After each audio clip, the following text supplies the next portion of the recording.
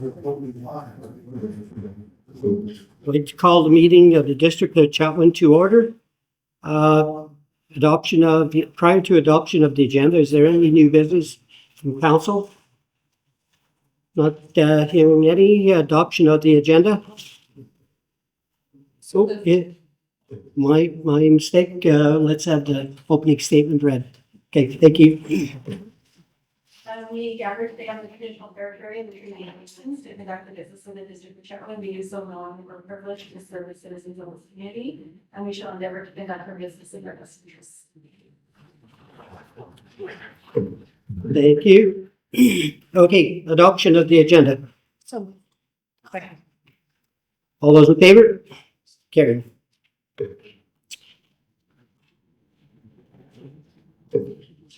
Minutes of the regular council meeting held on January 6, 2025.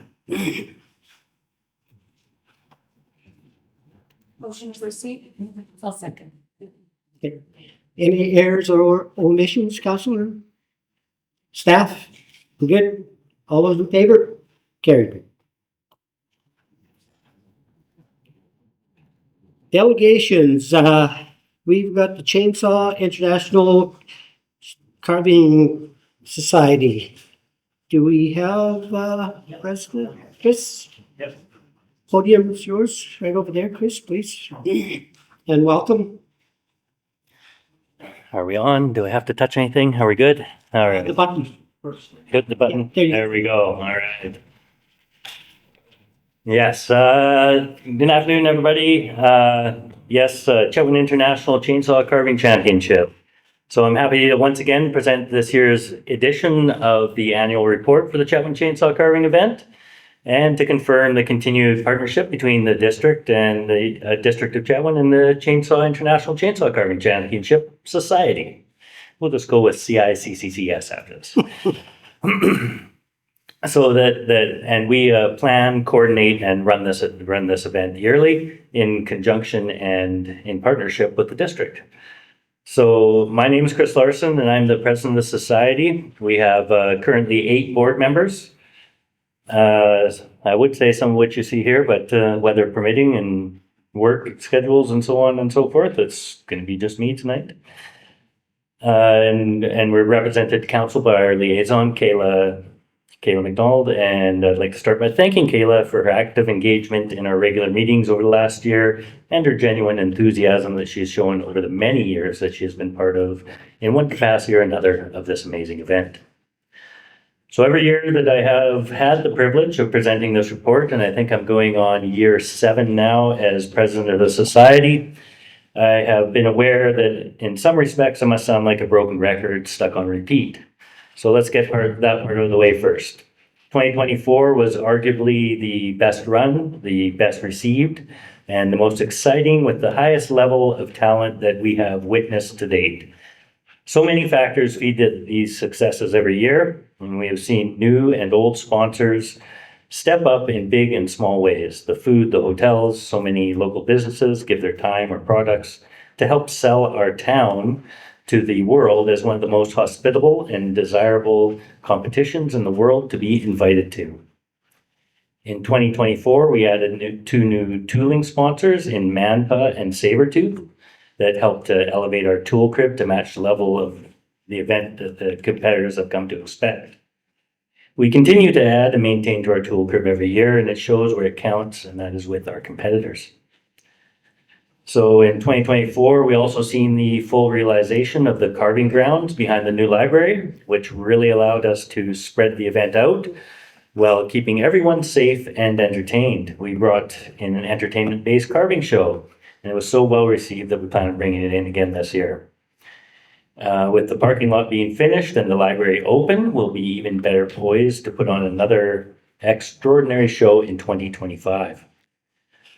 So this report would not be complete without highlighting the input and dedication of the district teams under Blaine and Audra and Alan, of course, keeping the background of all things seamlessly rolling along and clean and tidy. And Darcy has always quietly made sure that our power needs are always met, that our cords are safe, and that the new lights that were installed at the grounds last year really did add to the overall professionalism and the look of the event. Chief Golub has provided us with plenty of help in regards to emergency planning, vendor requirements, and fire prevention information. So the board of directors of the society works tirelessly to make this event happen. They continually go above and beyond with fundraising efforts. As we look into the financial report from this year, you'll see that, again, this year there was, I think, close to $9,000 that we raised just through our volunteer board. And that's just kind of what we do on the side, not to mention planning and delivering this arts and culture phenomena that the entire region and beyond gets to enjoy each year. We attend the Chetwynd Chamber of Commerce Trade Show and have developed our own retail line that we sell there at the Chetwynd Visitor Center and at the event.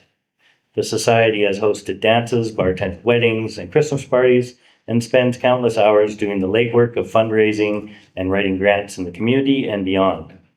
All of this and so much more on a strictly volunteer basis. And now we arrive at this year's grant request of $50,000. So, and if we look into the financials there, you'll see that last year the total event cost was somewhere upwards of $164,000. Just paraphrasing there, but it is written in there. So I've been a member of the society since it took over the event from the Chetwynd Chamber of Commerce in 2016, and even before then, the district's contribution was set at $40,000. So just to give you an idea of what extra we're asking for here. And as we are all aware, costs of all things have consistently been climbing year after year. At last year's presentation, I premised that an increase in the grant amount was going to be needed as we continue forward. The financial report for 2024 supports this request, as for the first time ever, the society spent more than we raised. So over the last 8 years, the society's raised upwards of $60,000, and that was kind of our slush fund of sorts that we built up and that was again through the volunteer board, the society. That was through these functions and things that we fundraised at. So now, to be fair, we did know that we were taking on more than usual last year, and as a society, we are not in the business of building up a surplus bank account.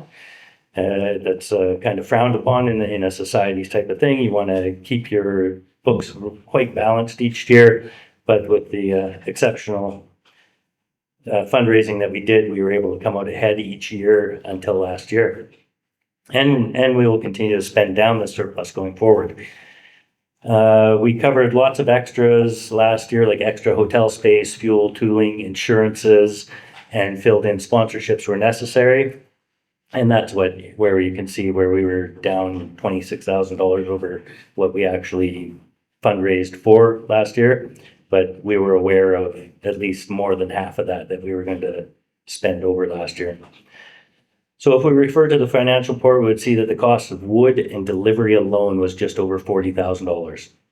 Comparatively speaking, in the pre-COVID costs, the wood and delivery had never reached over $30,000 and was likely more around $25,000 with wood and shipping and trucking.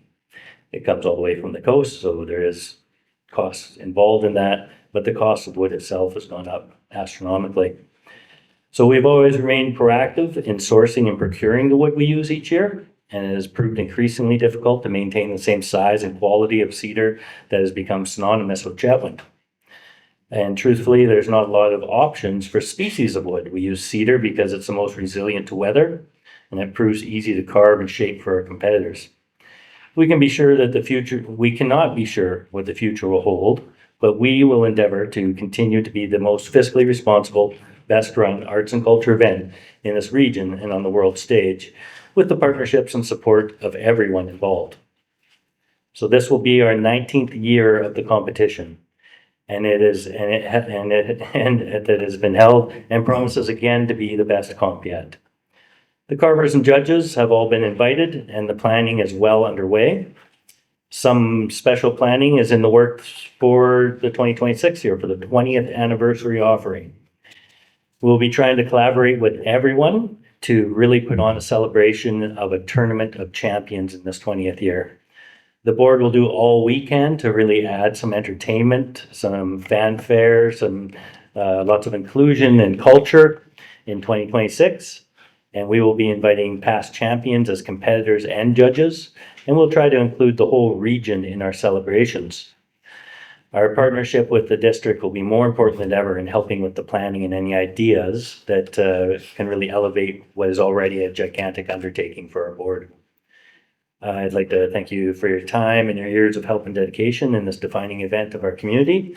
And if you have any questions, I'll do my best to answer them. If you have any concerns or questions or ideas, I'm always willing. Thank you. Thank you, Chris. I'd like to thank you for the 7 years you put in and all prior members of the society, because it's very important to Chetwynd. And as my touring around the province, going to conferences, this is brought up many times, not just by one, but maybe two or three people in the conference from different communities, from large cities to small communities like ours. So this is quite big, like you mentioned, the worldwide, and bringing past champions is a good idea.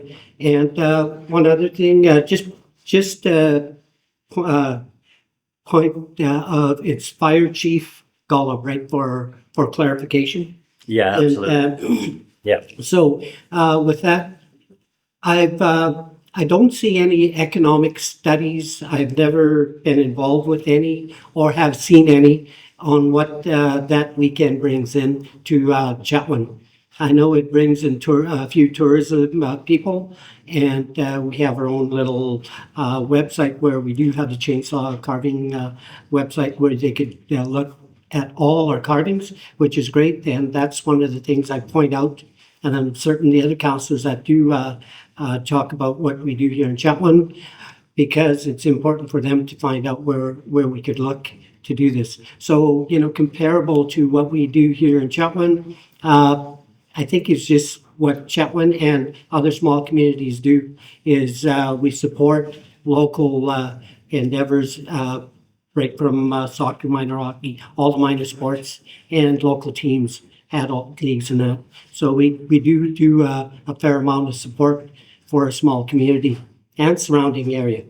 We do have a surrounding area base that we depend on here in Chetwynd. So I'd like to thank you for that. And if there's any other questions, I really don't have any, but we'll have go with Councillor McDonald. Just want to echo what Mayor Chetwynd said, that you guys do a fantastic job.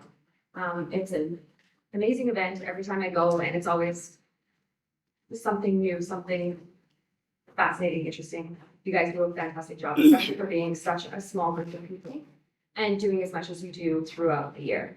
My question is, with all the fundraising that you guys do, and I do know it's a lot, have you guys also engaged the PRD free grant writers for your society? Yeah, that's a good question, and we absolutely have. So last year we engaged them a little later, like around this time in the season. So they've been working with us ever since then. And so this year we were able to get onto a couple more grants earlier, things like that. But really for ours, we were already into the festivals grant. We were already into all those main ones. So there was a couple little small ones that came up that we tried to apply for as well. So hopefully we'll hear back from them and get a little more that way. But yeah, like I say, if we were to comparatively speak or anything like that, we look at like Fort St. John, they put in like 110 grand into the High on Ice and they don't get to keep their sculptures. But that's a plus and a minus, right? Because now we have to upkeep our sculptures. We have staff about the district that takes care of that all year long, right? But I would love to see an economic development study done on this particular weekend. We obviously can't afford it as a society. It's not something that's really in our scope.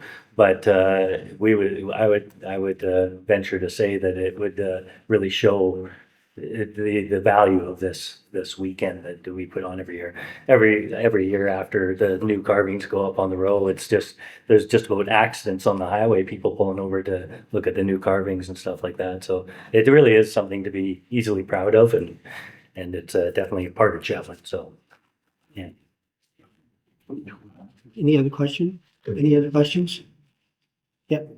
Yep, this is a perfect time to bring stuff forward because we do go into budget meetings here at the PRRD and in communities like Chetwynd, districts like Chetwynd. We do take all the stuff that we gather that pertains to the taxpayer. So thank you, Chris, for the opportunity to hear your voice and what you bring to Chetwynd and the society. I know the volunteers, it's pretty tough to get volunteers in any fashion. Everybody's looking, so I'd like to thank the society for that and yourself for taking care of the presidency. Okay. You bet. We'll see Thank you you, again. everyone. Yep.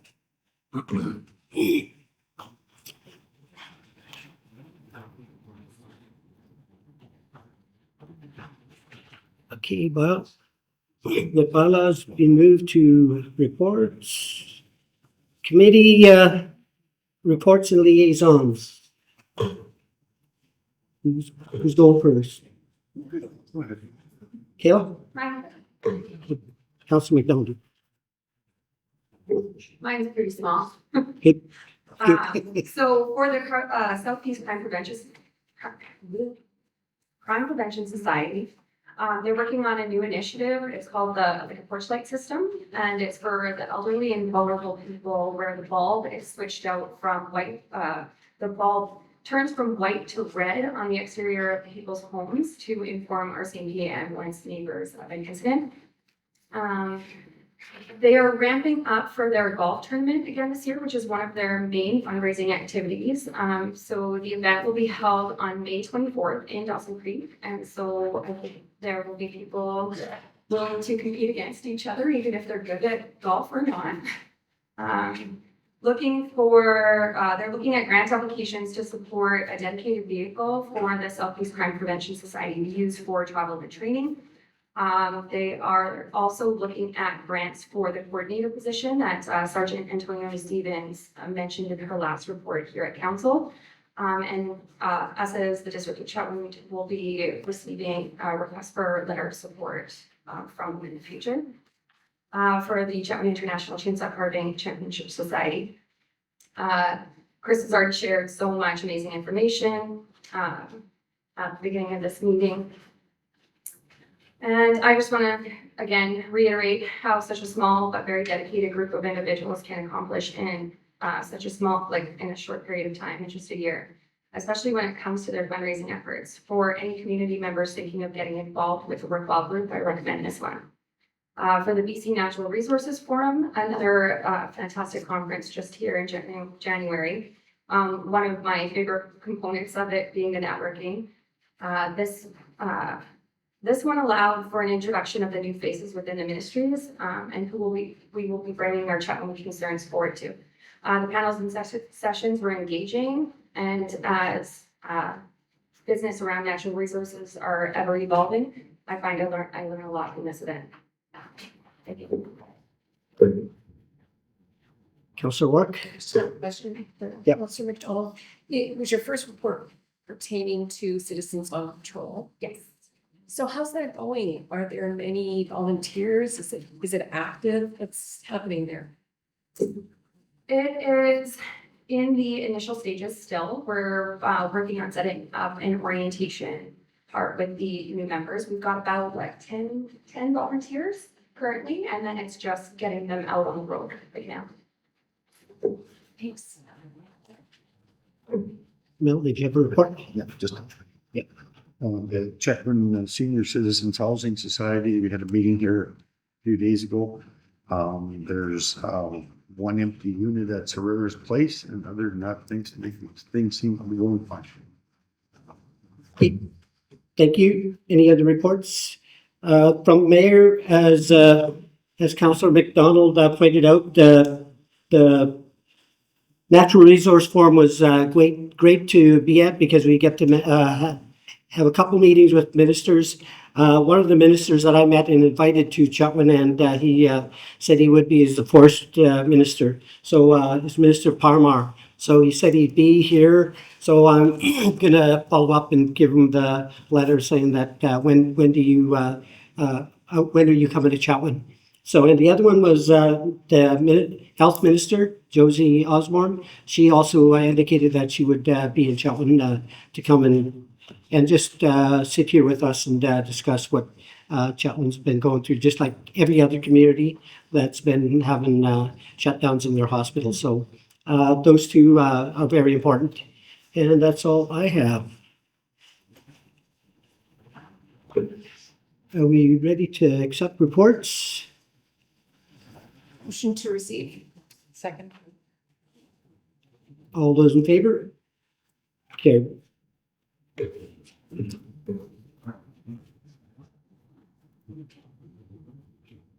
No discussions, correspondence.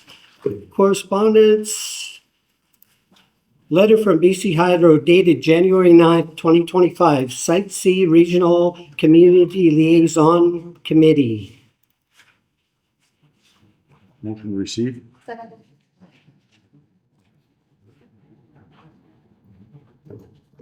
All those in favor? Carried.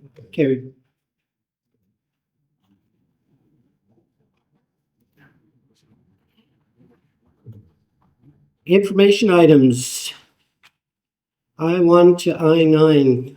Anything we want to pull out from the information items? Not seeing any. Want a motion to accept? Motion to accept I1 for I9. Second. All those in favor? Carried.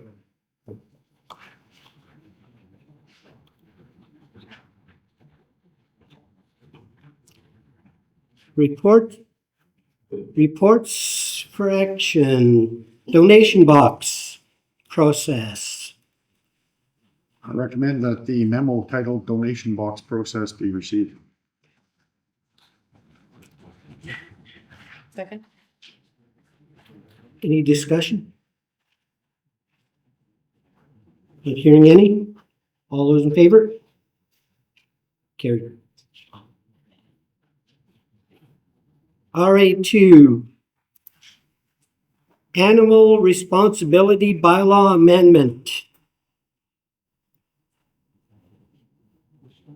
I'll make a motion that the animal responsibility amendment bylaw number 1183/2025 be introduced and read at first, second, and third reading.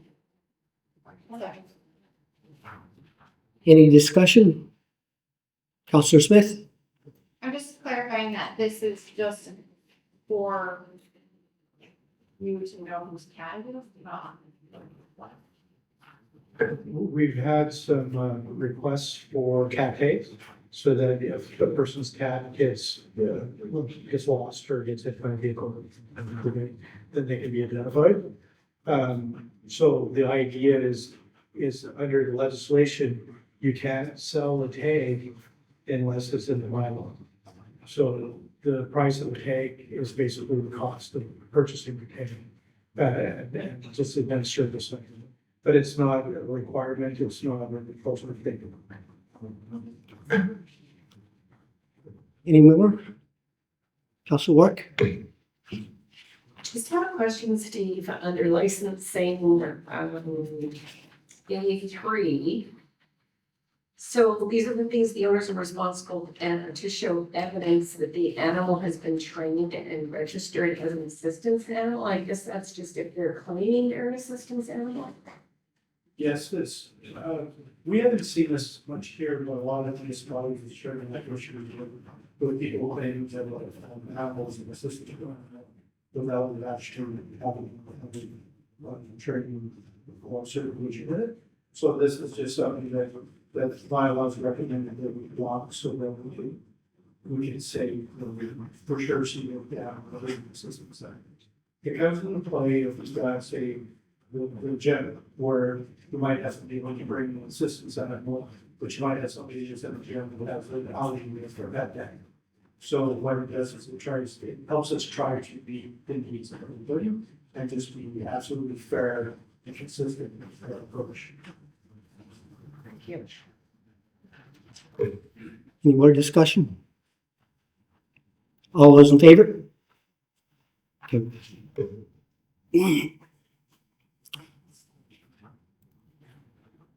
RA3, Information and Privacy, RA3, Information and Privacy Management Policy.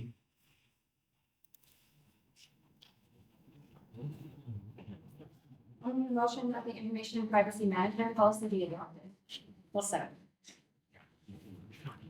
Any discussion? When was it last done, my question? Staff? This will be the first time. We just had a privacy officer that basically went through each case by case. But ICBC, because as a municipality, we're allowed to search license plates if we've got parking infraction. And ICBC now requires that we have a policy in place that follows their stipulation, make sure that it can't be misused and that everybody's privacy is absolutely protected. So this is basically a consumer protection act. It very clearly specifies that we can only look at license plate for very specific reasons. And we can't publish any data, we can't use the data for any one intended purpose. It basically conforms with what I would call the standard municipality privacy policy.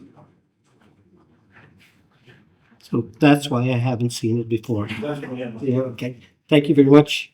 Any other discussion on this? Okay, not hearing any. All those in favor? Okay, carried. RA4, Special Occasions Gift Policy, Review and Update. I'll make the motion that the special occasion gift policy be adopted as amended.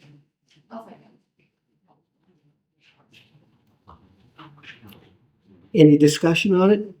Councillor Smith? I was just wondering, how often do we do this? Good question. Thank you. Okay, so this is basically, we're a municipality, but we're also an employer. And as an employer, in part of recruitment and retention is having things that acknowledgement and significant life events like the death of a spouse or a child or the birth of a child. For the past, since 2020, it's been set at $50. And we're finding that staff are, because we're like people we work with, we're dipping into our own pockets. Because $50 will not usually purchase a floral arrangement, chatting with a boss that's respectful to somebody's loss. In 2024, we used it 3 times. In general, people can choose to have a donation made into a charitable donation instead of the flowers. And in that case, $50 worked fine. But we're finding it's harder and harder to find something that's compassionate, that acknowledges somebody's loss. We have, we had some unfortunate loss. So for 2024, we looked at a difference of $150. As an average, it's based on death, unfortunately. So it's fairly unusual. It's 2 real times. Councillor Ward? Arrangement is also for the birth of the. Yeah. Yes, the birth or adoption of babies. And if we have an employee that's going through like a significant health issue, we have that under discretion as well. A lot of communities will just put it under the purchasing authority of a manager because we all have a certain amount that we're allowed to spend without authorization based on our check.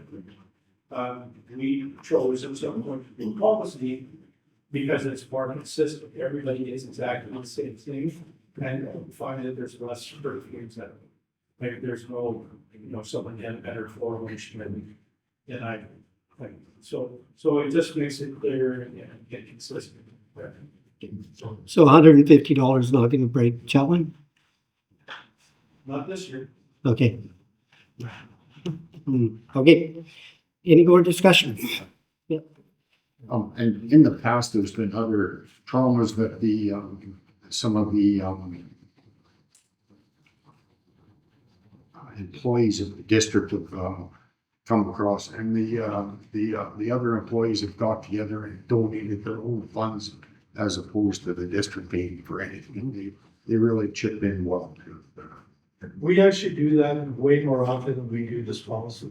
If we know somebody's struggling, we circulate a payroll deduction, and staff here are always very generous. So if somebody has an unexpected, medical travel, or whatever, staff are supporting staff, the team always helps the team.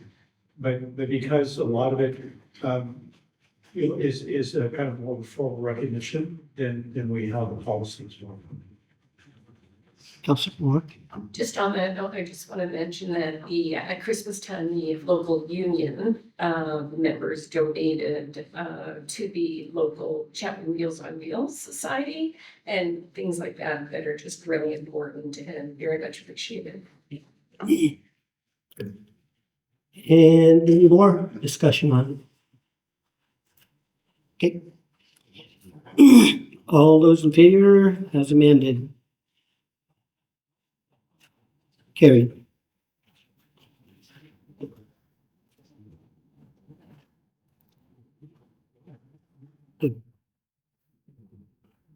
RA5 Peace River Regional Agreement Report. I'll make that recommendation that council approves the Peace River Agreement Report as circulated by email. Second. Any discussion? Councillor McDonald? I did have one, originally one that circulated via email, but it does look a little bit different than this, so I was gonna bring up the other figures as well, but I do believe, okay, so the general government development, operations and service and maintenance, the 608,440 at the top of the summary information.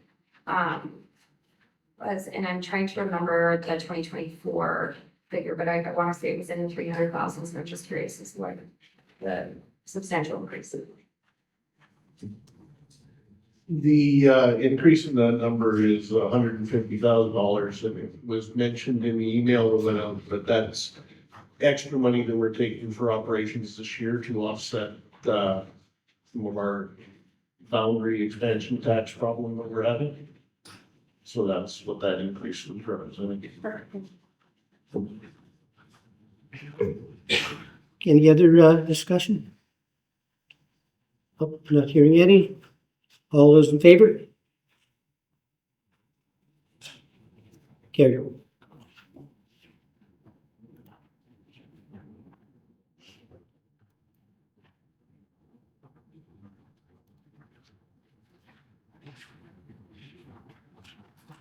Okay, we're reports for information.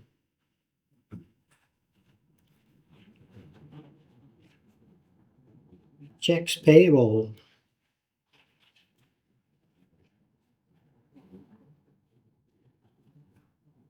Councilors? Make a recommendation that the check register for the month of December 2024 totaling $1,267,703.72 be received. Second.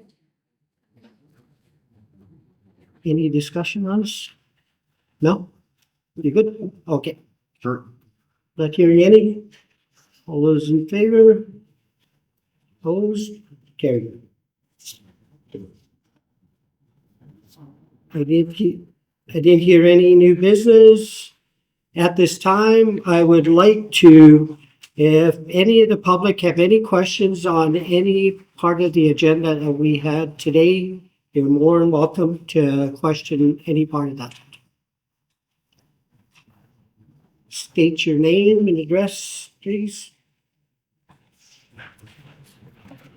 And what part of the agenda?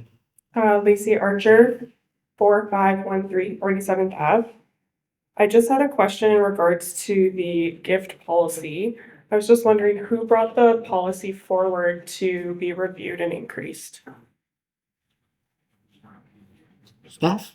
Yeah, that was a staff initiative because the feedback is, again, it is covers the cost of the arrangements in long range. Okay, thank you. And how many District of Chetwynd staff fall under this policy?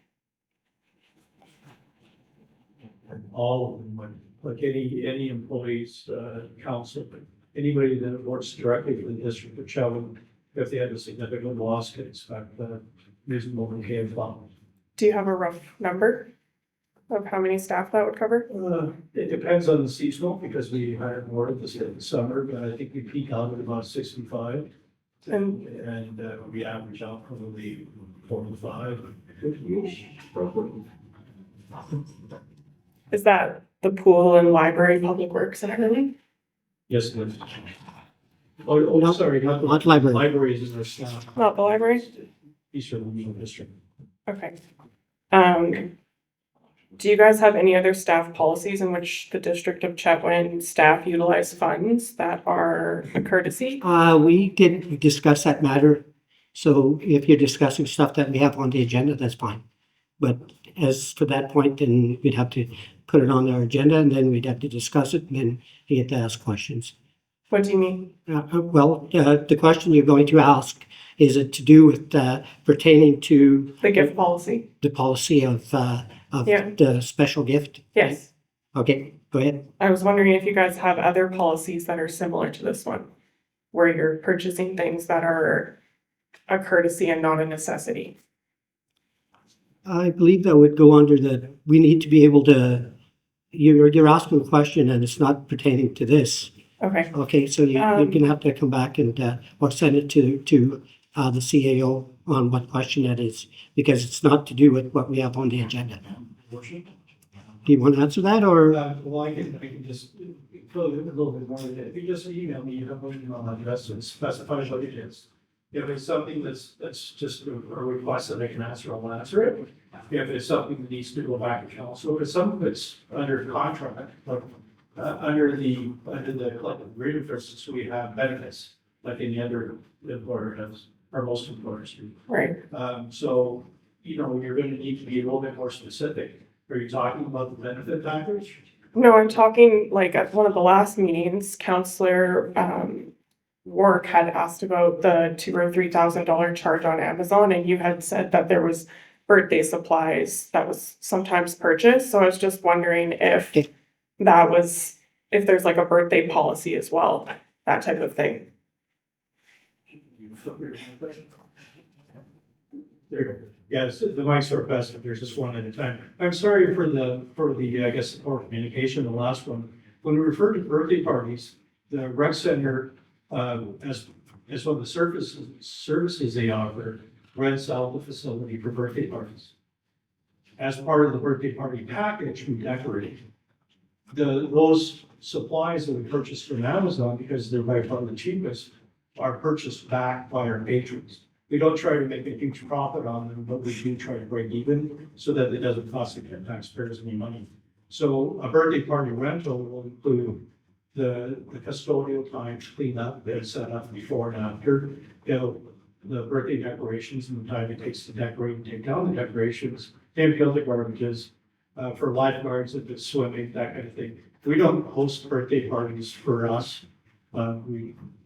Not that I'm aware of. If they do, I'm not invited to anything. But generally, the Amazon birthday party supplies are just items for resale.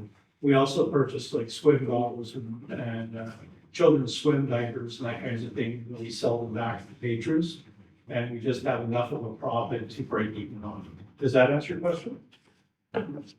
Yes, it does. I just think that given that flowers are not a necessity and that we're in a really economic hard time right now, people can't afford to eat. And I've never worked for a government organization that takes tax-paying money and then pools it to buy things for births or deaths or weddings.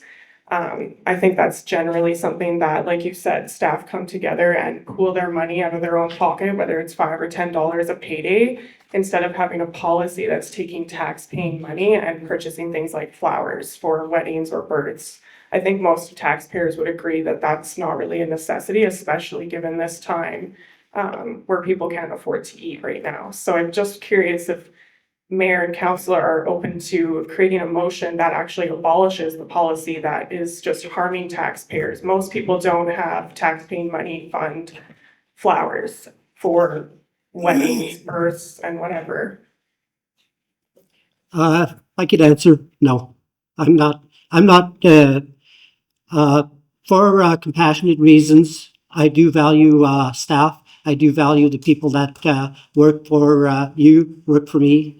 I do value that. And for us to be uncompassionate is not something that I want to be involved with. The policies here that staff give us, they go through quite a bit. They do their due diligence. So I believe something like that, unless council wants to make amendments like that, that'd be up to council. But as from the mayor, no, I don't want to be put in that position of where we don't think that we care for our community, our staff. So that's Well, that's my difference of that's my opinion. I answer. don't really think that it's uncompassionate. I think it's actually just being smart with tax-paying money. That's my answer. Okay. And anyway, Are you guys able to provide financial statements for the last 5 years for anything that's come Yep. out of the gift policy? yes, sure. Who would I get in touch with? Kevin? Yep, yep. Kevin? Or who? Yeah, we'll get it to you. Yep. Okay, thank you. Thank you. Okay. Any other? Yep. Go ahead. One. Okay. I know it's compassion and everything, like you said, but I've worked for quite a few bigger outfits Mhm. than the district. And we all pitch together when somebody gets sick or whatever, and that means more than a taxpayer dollar paying for flowers. I'm sorry to disagree with you, but I'm going to totally agree with this lady. Mhm. I'm sure each of you could throw in $10 each for flowers or whatever. Yeah. But, it is tax-paying dollars that are paying for it. So, and I've worked for West Fraser and AIM and a whole bunch of other ones, and if somebody gets sick or passes away, we pitch in together, and it means a lot when we do that as a group. Yeah. So I don't think she's wrong by asking the question. I do agree with you, but I still feel that the council is, we are people too. We do have compassion for our fellow staff members, right? So I do believe our policy is what we agree on. But as for the opinion of people that is opinion, and it would come down to the taxpayer, and if they believe that they need to move in that direction, then council will probably be doing that, or will do that, or might do that. So there's stuff that happens, and it's up to council, and we don't, myself, I don't believe that's a very big burden. It's not a Yeah. burden, it's just the idea of it. I think it's just coming together, and as a community, we all do come together. Mhm. I don't think we need a special little Yeah. thing for the council. We do put in money when something happens like that. We don't just stick to the policy and not ask staff members to do this. Okay. Okay, Councillor Hunt? Just to clarify, that fund is not for us council, it's for the actual Chetwynd district staff, Yep. like working at recreation and here in the Mhm. office, right? Yeah. So not. And here. Okay. Did you want to get in on this? We would normally apply if the counselor lost them and give family members as well, Yeah. because they are included in the policy. I would also add that, the research I've done was, Canfor had a fund, Nicole has a large fund for stuff like that. Talisman Energy, when I worked for them, had one. Every local government that I'm aware of in the province of British Columbia has something similar to it. Because if we acknowledge that it's rough for our citizens, it's also often rough for our employees. And sometimes dipping in more than you're comfortable doing isn't good for them as well. So this just provides that little layer of support. But it is obviously a polarizing topic, and it's not one I think that anybody's right or wrong. It's just going to be some difference in opinions. So it would be, we would go from there. Lou, you had something? I want to change the subject. Okay, which part of the agenda, Lou? Think everybody can hear me from here. Yep. My name's Lou Saveras, And I'm with the Chetwynd Shrine Club, and I'm a month late in addressing this, but I'd just like to bring you guys up to date. In 2014, as I went back through my minutes too, the Chetwynd Shrine Club was chosen to be a recipient or partial recipient of the money from the Yeah, right? thing of the nation law. Oh, okay, right, okay. And the reason we were chosen was in collaboration with council's administration. By using the Shriners name, they would get more donations in it. They were getting nothing before, and I mean absolutely nothing.